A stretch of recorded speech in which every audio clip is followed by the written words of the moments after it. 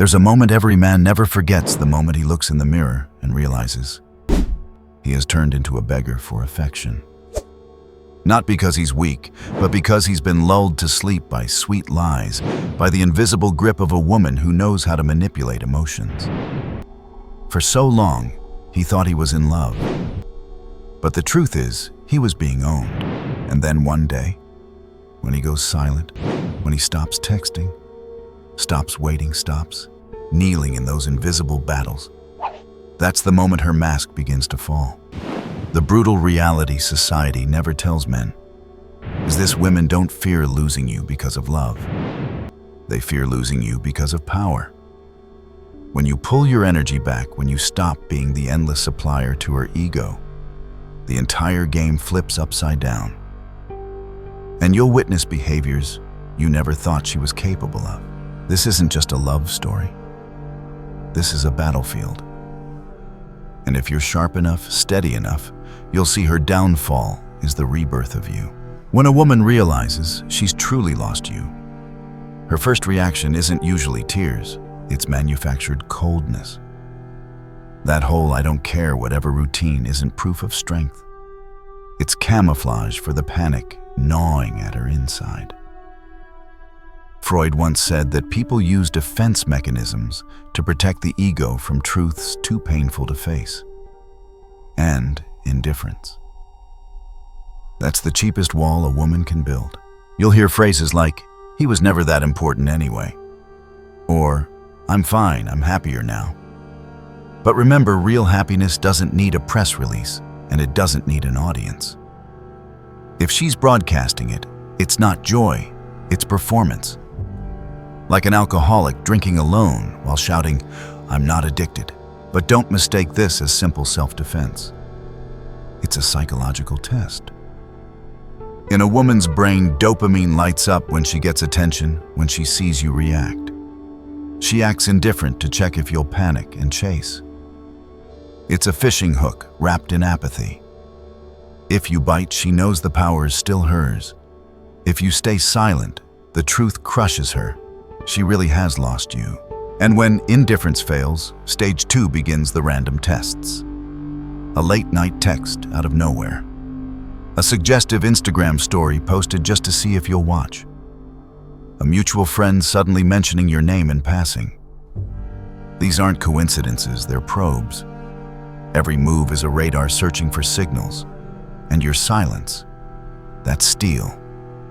That's the wall that drives her mad. The irony is, the less you respond, the more obsessed she becomes. It's the same dopamine cycle as addiction. When the drug doesn't hit, the craving multiplies. That's why her cold indifference will eventually morph into obsession. She'll tell her friends you don't matter, but her phone will stay unlocked, refreshing, waiting to see you online. And when coldness and tests collapse, she flips the mask again from Ice Queen to Sweet Angel. Overnight. Suddenly her texts are full of warmth. "Hey, how have you been?" Or "I miss the times we shared." Don't mistake this for love returning. It's panic disguised as tenderness, because women know better than anyone. Once a man disconnects emotionally, he rarely ever comes back whole. You may feel a flicker of warmth, a wave of nostalgia. But if you're awake, you'll see it clearly. It's not respect. It's fear. Fear that you've become the man she can't control anymore. And this is the defining moment. Most men collapse here. They confuse late sweetness with genuine affection. But the man who holds his ground will see the truth, that sweetness quickly evaporates, exposing raw insecurity beneath. In other words, indifference testing. Sweetness, these are just the first 3 chess moves in her desperate game. And the man who stays calm, who doesn't flinch, who doesn't get pulled into the orbit again, that man begins to see her not as the untouchable goddess she once appeared to be, but as a human being. Stripped bare, shaken, fragile, trembling before a loss she can't undo.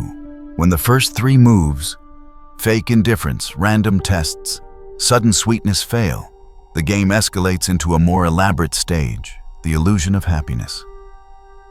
Suddenly, she appears online with radiant smiles, endless nights out, new people, constant travel. On the surface, it looks like she stepped into her golden era after you left. But stay sharp, real happiness doesn't need a spotlight. If she's putting on a show that's not joy, it's evidence of pain. Psychologists call this compensation.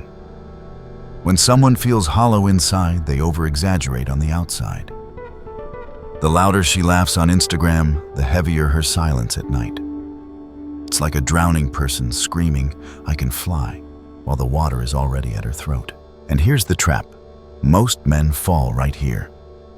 They see those pictures, they ache, they grow jealous, they wonder, has she really moved on while I'm stuck behind?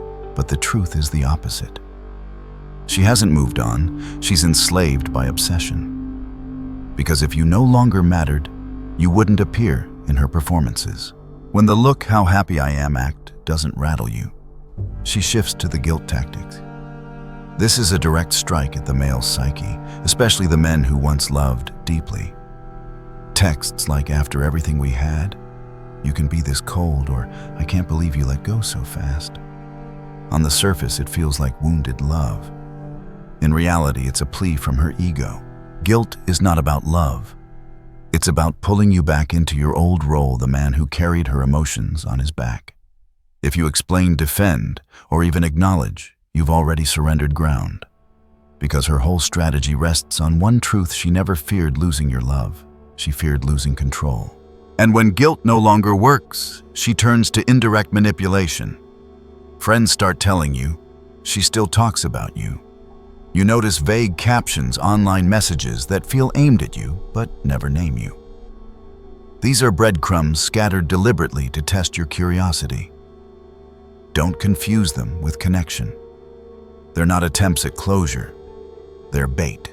The common thread through all these tactics: they all assume you're still easily swayed, that you're still the man you once were, quick to panic, desperate for reassurance, terrified to see her slip beyond your orbit. But if you remain steady, you'll notice something profound. With each failed tactic, her mask fractures further. And when enough layers fall away, something new emerges: manufactured nostalgia. Out of nowhere, she sends an old photo, an inside joke, a memory only the two of you shared. Don't mistake this for real longing. Nostalgia here is not love, it's survival. Because the present is unbearable, she retreats into the past. Nietzsche once wrote, "We cling to the past not because we love it, but because the present is too empty." And that's exactly what she's doing. But here's the danger: men get pulled into nostalgia like addicts chasing their old drug. That familiar warmth, that sweet poison, it makes you forget the chains that once bound you. One photo, one memory, and all your hard-earned strength could collapse in seconds. Remember, women don't live in the past, they live in the emotions of the present. If her present was truly joyful, she wouldn't need to dig up old ghosts. Nostalgia is not love. It's a desperate weapon used only when every other move has failed. When nostalgia fails, the game escalates into a harsher stage: provocation and chaos. This is where the mask of sweetness completely drops. She starts poking, mocking, maybe even insulting you, not because she hates you, but because she's desperate. In a woman's psychology, anger is better than silence. A fight, an insult, even your rage, all of it proves you still react. And reaction means you still care.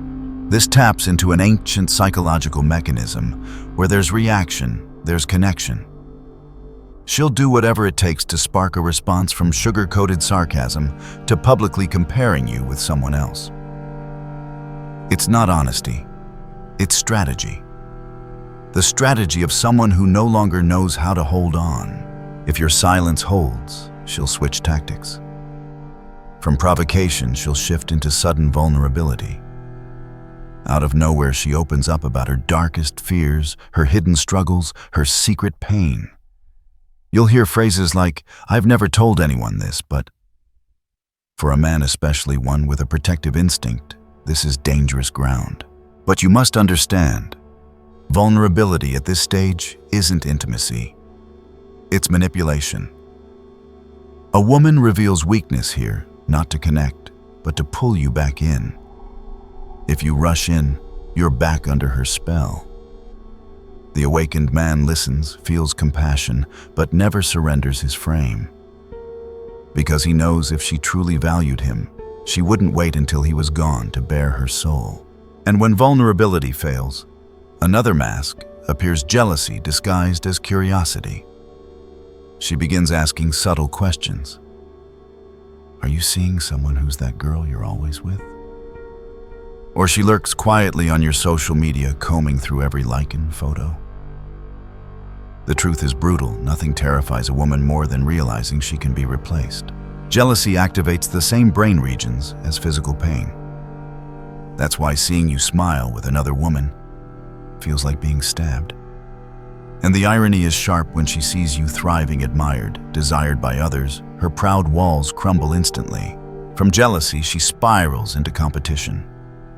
She flaunts her new life, her new relationship, her achievements, anything to prove she's winning without you. But look closer. Real happiness doesn't need competition. The moment she tries to prove she's better, she's already lost. Because comparison is a mask for insecurity. And if competition doesn't shake you, she moves to sabotage. Quiet whispers, half-truths, shadows cast on your reputation. Maybe she tells mutual friends you're not as great as people think. Maybe she downplays your success. Why? Because if she can't have you, she doesn't want others to admire you either. But here's the paradox. The more she tries to dim your light, the brighter you shine. Her bitterness exposes itself. People see through it. And the man who stays calm, who doesn't retaliate, always comes out untouchable.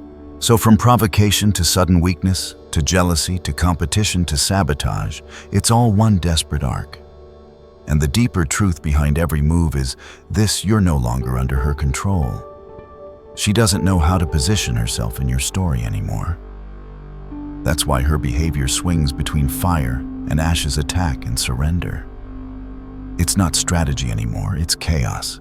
And chaos is always the final signal that the power dynamic has shifted forever. When every move, indifference, nostalgia, provocation, sabotage has failed, the game enters its final stage: disorder and rewriting. This is when she no longer has a clear strategy. Instead of controlling you, she starts losing control of herself. You'll notice contradictions spilling out. One day she attacks, the next she softens. One night she calls you cold, selfish, changed. The next morning she sends a message full of regret. This isn't a power play anymore, it's disorientation.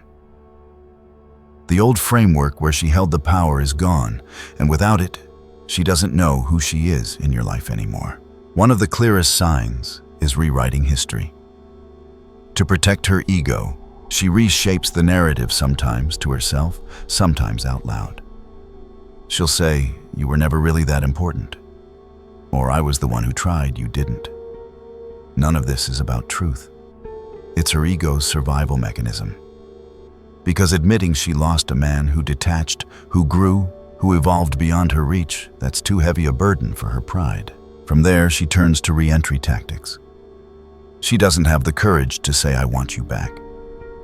So instead, she drops small signals, liking an old photo, sending a casual, "Hey, how are you?" or pretending to ask for your advice.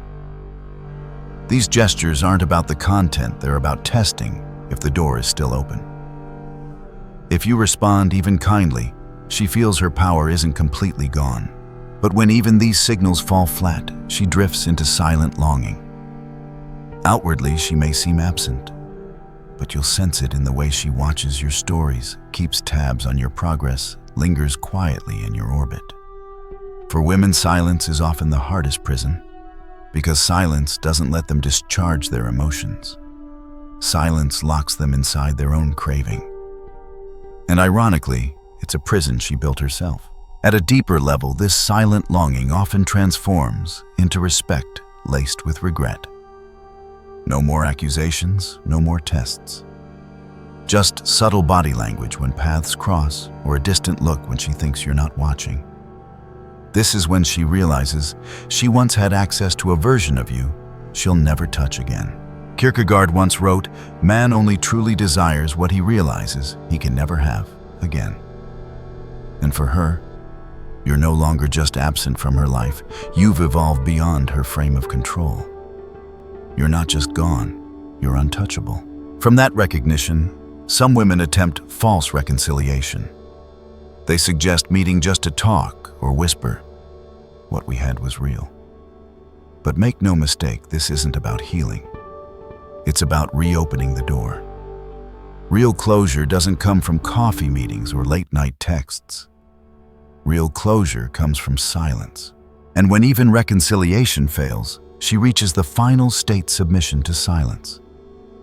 No more tests, no more provocations, no more breadcrumbs. Not because she's healed, but because she knows the door is sealed. The game is over.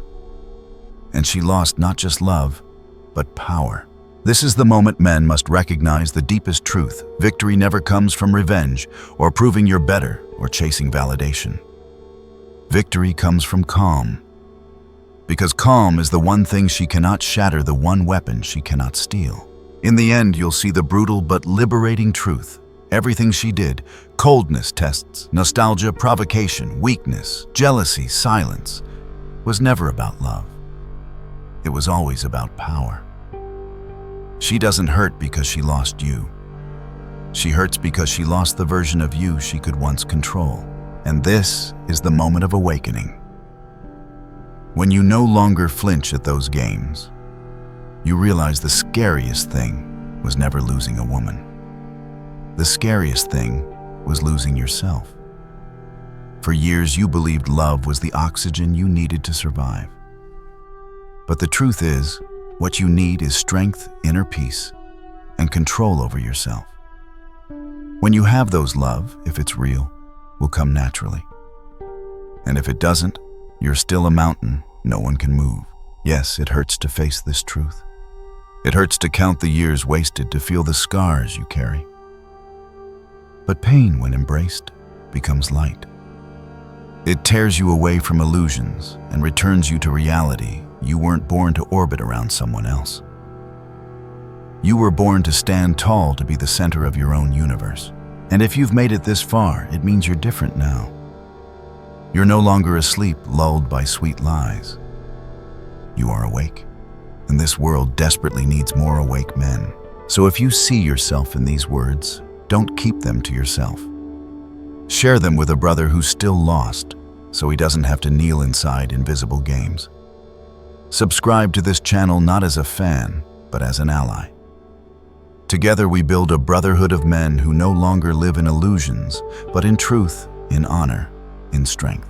Because once you are truly awake, no one can break you again. And that is the ultimate victory.